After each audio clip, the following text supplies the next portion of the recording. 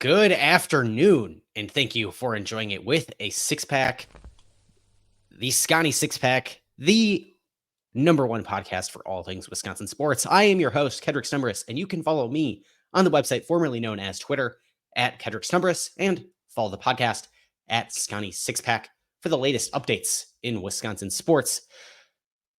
All right, it's just me today. We had a little bit of a scheduling snafu that caused this to come out a little bit later today than we were planning. Unfortunately, our guest was unable to join us, but got a great breakdown here because we have one of the best games on Wisconsin basketball's schedule this season. I mean, like top 5 game this season. You have Purdue, the Tennessee game, Marquette, the other Purdue game at the end of the year, and Illinois probably rounding out like a really solid top 5 for this Wisconsin basketball season. And it comes with big stakes, as we have come to get used to with Wisconsin basketball and the Purdue Boilermakers playing for, a share of the Big Ten title, playing on Frank Kaminsky's jersey retirement night. Just seems that these big games against Purdue, they're always there and they never disappoint. Either you get wins or you get close games. Like last year, as Wisconsin is trying to fight its way into the NCAA tournament, didn't quite get there, but still brought this Purdue team, which is very similar to this year's Purdue team, to a one possession game. And of course, if we're going to talk big storylines in this game, it all starts with the big man down low, and that is reigning National Player of the Year, Zach Edey. Zach Edey for the Purdue Boilermakers. I mean, one of the best college basketball players that we've seen in the last decade, maybe longer.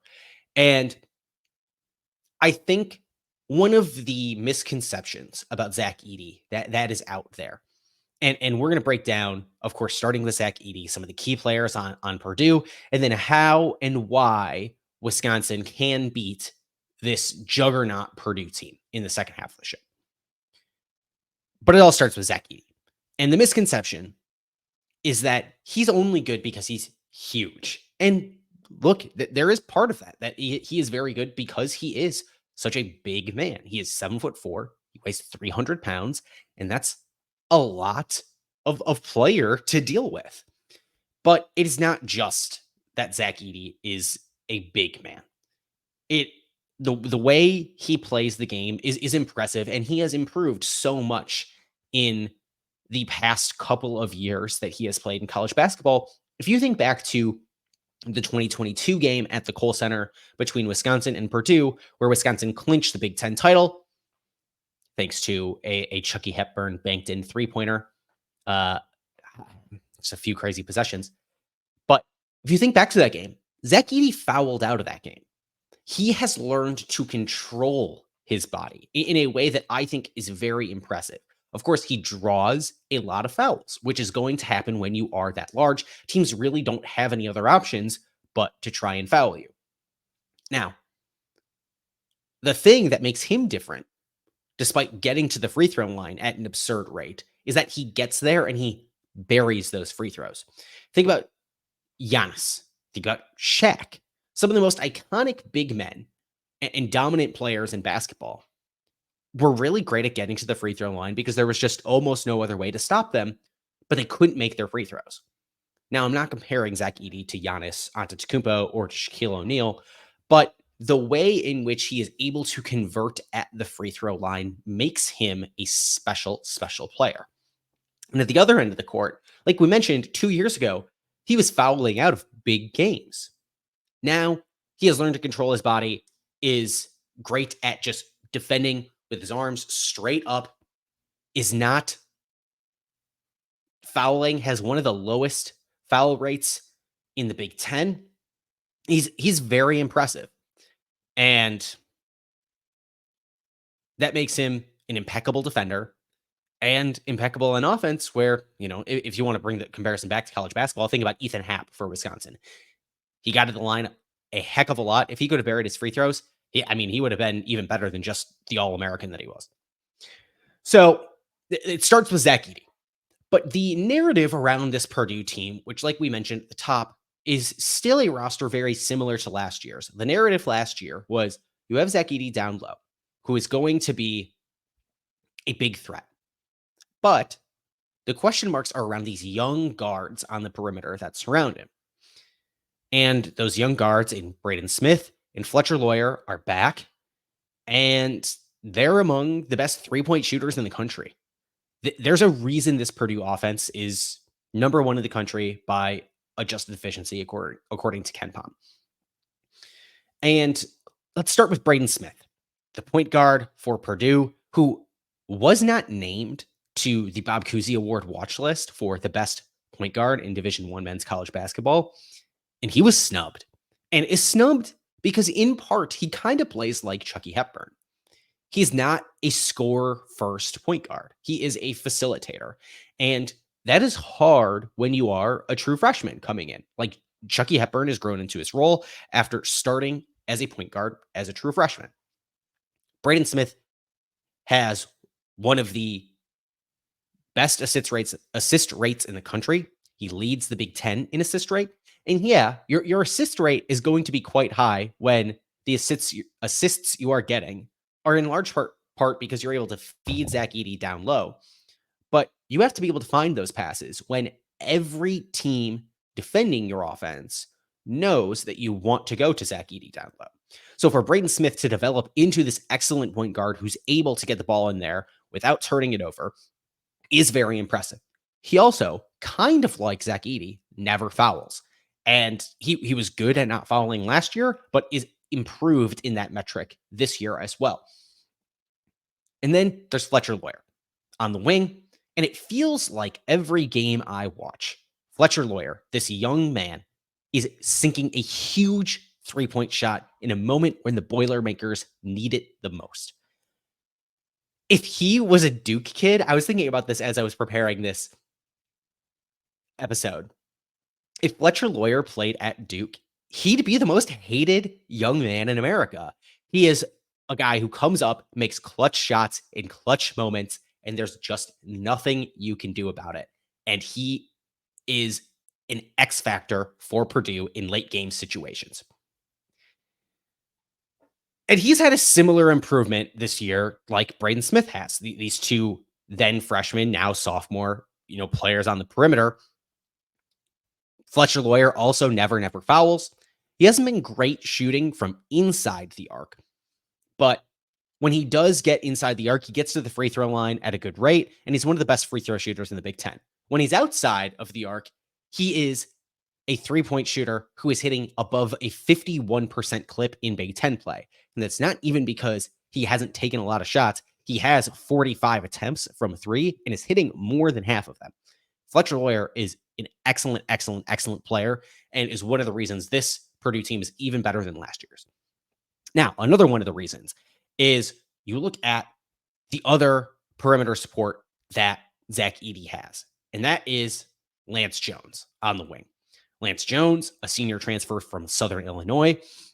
He brings a ton of experience, a big defensive presence, and if you look at the way he has stepped into this lineup and the way that has affected the pieces around him, you look at Ethan Morton, who is still on this Purdue roster, but has seen his minutes wane this season with Lance Jones coming in here. And then, of course, Brandon Newman, who transferred out from Purdue to Western Kentucky as Lance Jones came in here. So Lance Jones has been able to come in and not just provide a great defensive presence, just from his experience of playing Division I college basketball for so long, but he's a much bigger scoring threat than those two guys, and Ethan Morton and Brandon Newman who were playing this similar role to Lance Jones was a season ago. And that really has elevated, even maybe more than the growth of the young guards had. Lance Jones' addition to this team has really elevated this Purdue offense, because you can only ask for so much more from Zach Edey. And it's not that Zach Edey has even really regressed. It's just, what more can you ask Zach Edey to do? So all the improvements to this Purdue offense are all of these pieces around it that we've talked about. Braden Smith taking a jump, Fletcher Lawyer taking a jump, and then Lance Jones being another jump on the wing alongside Fletcher Lawyer, who have really improved this offense. And of course, Lance Jones can also shoot the three, which comes as no surprise because Matt Painter has done a really excellent job pairing Zach Edey, a huge threat in the low post, with 3-point shooters all around him. And that's exactly what you want teams with dominant big men to do. That's what the Milwaukee Bucks have done for so long, trying to support and surround Giannis Antetokounmpo with shooters on the perimeter. So, with all of these key contributors for Purdue and the improvements they've made this season, quite frankly, what is Wisconsin's key to beating this Purdue team that it was already bested by last season? Well, we're going to talk about that right after the break here. But first, I want to tell you about our friends over at TickPick, because TickPick is where I get tickets to any event that I want to go to. And man, if I don't want to go to this Purdue Wisconsin game tomorrow at the Kohl Center, get in there. And TickPick's going to give you the best price on tickets because they don't believe in hidden fees. How awful is it every time you go in and you want to find tickets to a concert, to a game? You're worried about those tickets going quickly. You click through, you add them to your cart. Next thing, you're ready to check out, and the price has gone up 50, $100 on you. Well, that's no fun, especially when you're trying to get these tickets quickly, and now you're faced with a tough decision. TickPick doesn't believe in hidden fees. You're going to get the best price on TickPick for anything you want to go to: concerts, comedy shows, basketball games, football games. Get to this game at the Kohl Center tomorrow. It is going to be electric. The winner from this is going to walk away with a outright lead in the Big Ten standings, and TickPick's going to get you there for the cheapest price. If they don't, they're actually going to refund you 110% of the difference for tickets that you find somewhere else for a better price. TickPick's going to give you that difference in credit for your next purchase. Plus, if you use my link in the podcast description, link in the YouTube show description, use the link that's on the screen now, you're going to save $10 on your first order. So go to the TickPick app, that's TickPick, or the website you can get to by clicking the link in the podcast description. Save $10 on your first order. Get to this Purdue Wisconsin basketball game. Never pay hidden fees for tickets ever again. Coming up next week on the show now, we're going to break down this, Wisconsin Purdue basketball game, of course. And we're also going to be able to get into a little bit of Wisconsin, Minnesota hockey. That series, of course, ongoing. Minnesota took the first game last night in overtime. A little bit of a disappointment there, but Wisconsin has a chance to take that game again tonight. Top 10 ranked matchup at the Kohl Center, again in hockey. Huge weekend at the Kohl Center. If you're not going on TickPick to get basketball tickets, man, get those tickets to the Kohl Center. They had a record crowd this season at the Kohl Center last night, for over 14,000, nearly 15,000. And that record is going to get smashed again tonight. Just an excellent environment at the Kohl Center. Hockey is so freaking back. It is awesome. We're going to break down the weekend in Wisconsin sports. Also be able to break down, where's my schedule here? Okay. Trying to get some Brewers Bucks conversation on Tuesday, and then we'll be talking Wisconsin basketball the rest of the week as the Badgers take on Rutgers and Michigan, previewing, recapping those episodes, efforting some solid guests for those shows as well. If you are looking for some conversation about this game as it is ongoing, this Purdue game on Sunday, I'm going to be going live on Spaces. I guess you can call it X Spaces, the website formerly known as Twitter Spaces. At halftime during the game, discussing, what's going right, what's going wrong for the Badgers. Maybe take some listener calls if there's a lot to vent about. So be there for that Spaces for about 15 minutes there at the half. Otherwise, stay tuned to myself on the website formerly known as Twitter at Kedrick Stumbris. We'll probably be making a guest spot, talk some Wisconsin sports on Sunday morning as well. Little Bucks, little Badgers action before the day kicks off. But before we deal with all that, we got to talk about how Wisconsin is going to win this game. And first, I think we can look at what the games Purdue has played close tells us about how you want to try to attack this Boilermakers team. Purdue, of course, has 2 losses on the season, one to Northwestern and one to Nebraska. Northwestern also took Purdue to overtime in Mackey Arena earlier this year. Realizing just now I actually have a Lafayette Aviators hat on, little collegiate summer league baseball team in Lafayette, Indiana. Nice little happenstance. But Northwestern and Nebraska, the two teams that have beaten Purdue this season, had one thing in common. They both shot 50% or better from three in that game. Just elite, electric shots. There were also games that Purdue had to play on the road. So in the game against Nebraska that Purdue lost, which Purdue lost by 16, Nebraska shot nearly 61% from beyond the arc. Now, means that you don't need to shoot 61% from beyond the arc in order to beat Purdue, because winning by 16, you don't got to do quite all that. You don't got to do all that damage. You just want to walk away with a win. In the overtime win over Northwestern that Purdue had, the Wildcats also shot almost 52% from three in that game. So shooting your threes, making your threes goes a really, really long way in beating this team, of course. Now, you could say, well, any team that makes 50% of their shots from three is probably going to win that game. Well, yeah, I can understand that point. But I think that it tells us, if you dig into the numbers a little bit deeper, it reveals a pattern about teams that play Purdue close and how they can beat them. And other close games that Purdue has had this season. The game against the Tennessee Volunteers, an opponent that Wisconsin fans should be familiar with because they also came into the Kohl Center this season. The Vols shot a lot of threes in that game, just didn't make them. Okay. Against Rutgers, Arizona, and Marquette,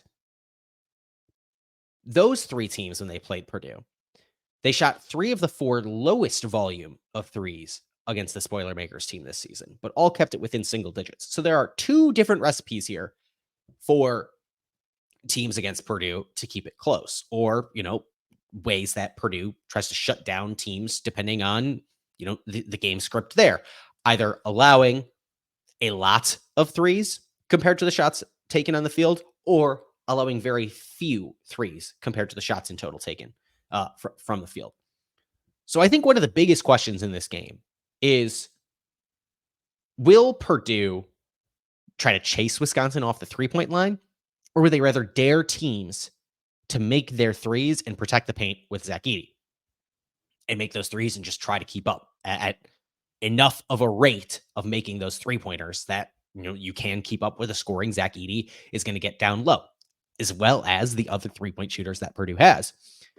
So between these two scenarios of letting Purdue chase you off the three-point line or taking what you can get on the perimeter, I think Wisconsin has to take the approach of shooting and making a higher volume of threes than they usually do. And I said this, I made a point similar to this on the Twitter Spaces at halftime for the Nebraska game on Thursday, which was that when Nebraska was taking away the paint early in that game, in the first half as well, I had said, I think this is a good preview game, a good game to play before the Badgers play Purdue, because Zach Edey is going to take away so much down low, and Wisconsin's going to need to win a game where they can make a higher volume of threes. Now, maybe don't want to have to shoot as many threes as Wisconsin did in that game by proportion, but it at least was a good practice run for a way in which this Wisconsin basketball team is going to have to win this game, I think, in my opinion. Because if you look at the way Tyler Wall and Steven Crowell struggled against Nebraska, you can see those two guys struggling in the same way against this Purdue team last year at the Kohl Center. Steven Crowell and Tyler Wall, of course, only had 7 shot attempts from the field against Nebraska. Really, really, really low. Wall and Crowell last year against Purdue, Steven Crowell made only 1 shot from 2. Not good. And only took 3 shots from inside the three-point arc on the night. All right. Not great. Tyler Wall, he had 9 attempts from inside the three-point arc, but only made 1. This Purdue team is really good at taking away Steven Crowell and Tyler Wall. And a lot of these pieces are exactly the same. All the pieces down low are exactly the same for this Purdue team. And we saw Tyler Wall and Steven Crowell struggle against a Nebraska team on Thursday night with teams that are going to intentionally take away the inside game. That means Wisconsin is going to need to win this game with some perimeter shooting. That means you need more Connor Essegian minutes. And of course, earlier this year, I wrote a piece arguing against the case for Connor Essegian minutes. Now, the need for Connor Essegian minutes has returned. He is playing much improved compared to how he was earlier in the year. And we talked about on the Nebraska recap show how Connor Essegian sat the entire second half against Nebraska. And that is unacceptable in this game because the starters at the end of that Wisconsin-Nebraska game were gassed. Chucky Hepburn, gassed. Max Klesmit, gassed. They needed more rest in that game, and sitting Connor Essegian for this entire second half is not going to do it because those starters are going to need rest, going to need to be able to defend vigorously down the stretch of this game. And Connor Essegian's your most lethal three-point shooter. Every time it seems that Greg Gard takes Essegian off the bench and sets up a play for him to get a shot, he buries it. I mean, he had 4 minutes against Nebraska in the first half, took one shot, and made it. You're going to need that from Wisconsin in this game. And Greg Gard, who notoriously shortens his bench in the second half of games, is going to have to be okay with giving Connor Essegian more minutes. He sat the entire second half against Nebraska, and Connor Essegian also sat the entire second half against Minnesota. He also only got 1 minute in the second half against Michigan State and against Penn State. Of course, that Minnesota game, also very close. That Penn State game, also very close. You're going to need more. When it comes to other shooters in the game, think about AJ Storr. AJ Storr is a piece that this Wisconsin team didn't have last year. And I criticized AJ Storr a little bit in the Nebraska game after the fact for, kind of just chucking up some threes. He made quite a few of them. I think you're going to have to take the good with the bad from AJ Storr in this game because if he's feeling a groove, you want him to keep shooting on the groove because you're going to need to make and take some extra shots from the perimeter in this one to keep up with Purdue. And then third, Chucky Hepburn. Chucky Hepburn is having a down year from beyond the arc. He needs a better night tonight. This is the worst three-point shooting performance season by season in Chucky Hepburn's career. He was 0 for 5 from 3 against Nebraska. You can't have that in this one. Otherwise, Wisconsin does not stand a chance, quite frankly. All right. That's what Wisconsin has to do on offense. How does Wisconsin slow down the number one offense in the country, according to adjusted efficiency according to KenPom? You need to force Purdue to be one-dimensional. The games Purdue has fared the best in this season is when they have about a mid 30% share of their shots from the field taken beyond the arc. Now, what that means. You want Purdue to shoot either a huge volume of threes compared to their total number of shots or a very small volume of threes compared to their total shots. I think there are two defensive scripts for the Badgers to win this game. And take either one. Because, I mentioned there are two offensive scripts for the Badgers to win, maybe. And I think they have to take the one that involves a lot of three-point shooting. On defense, I think you can go either way depending on what Greg Gard thinks his best personal matchup is. The two scripts are you try to force Purdue into shooting more than 40% of its total shots from the field as three-pointers. You want Wisconsin to force Purdue into shooting 40+% of their shots from the field as three-pointers. Most of the time, you can keep it close. The second script is you chase Purdue off of the three-point line. And if you can make it so that they are shooting fewer than 1/3 of their shot attempts from three, you can also keep it close. But making Purdue one-dimensional is not enough to win. You still need to execute at a high level on offense. It is a necessary but insufficient standard to beat Purdue.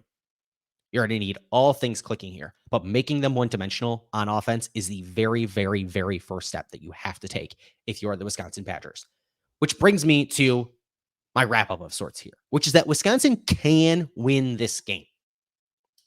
In the one meeting these two teams had last year, Wisconsin was a team that missed the NCAA tournament, and they took an eventual number 1 seed, Purdue, to a one-possession game, to a 63-61 game at the Kohl Center. And these two teams are largely the same. I think both of these teams are improved. This Purdue team is better because you have Braden Smith, Fletcher Lawyer, who have improved, and of course, Lance Jones. This Wisconsin team is still largely the same, but I think a bit better. Chucky Hepburn has gotten back into his role as a playmaker rather than a primary scorer, and that hurt the Badgers in this game last year when Wisconsin had to rely on Chucky Hepburn as a primary scorer. In the Wisconsin-Purdue game last year, Chucky Hepburn took 12 shots from the field. Chucky Hepburn has only taken 12 shots from the field in one game this season, and that is the overtime game against Nebraska. So more minutes in that game. It's the only game that Chucky Hepburn has taken as many shot attempts on a per-game basis than as he did last year against Purdue. Plus, if you dig into the numbers more, Chucky Hepburn has only recorded double-digit shot attempts, 10, 11, or 12, besides that Nebraska game, 3 other times this season, all of them back in November, when he was adapting back to this playmaker first role rather than this score first role. This is a role that suits Chucky Hepburn much better and one that he can pull off. The other ways in which Wisconsin has improved. Starting defense has improved. You move Connor Asige into the bench. That's a big one. I did mention why I think he needs more minutes in this game, but you need a little bit of a better starting defense. It's still true that Wisconsin held this Purdue team to 63 points last year, but in the way that Purdue has improved on offense with the year of growth from Fletcher Lawyer and Braden Smith and bringing in Lance Jones, you're going to need even better defense than this team brought last year. And then, of course, there's AJ Storr, who is a talent unmatched by anybody else on this Wisconsin basketball roster on offense. Maybe you get a huge game from Max Klesmit. There are so many other ways that this Wisconsin basketball team can score and so many other shooters on this team compared to last year. Wisconsin can win this game.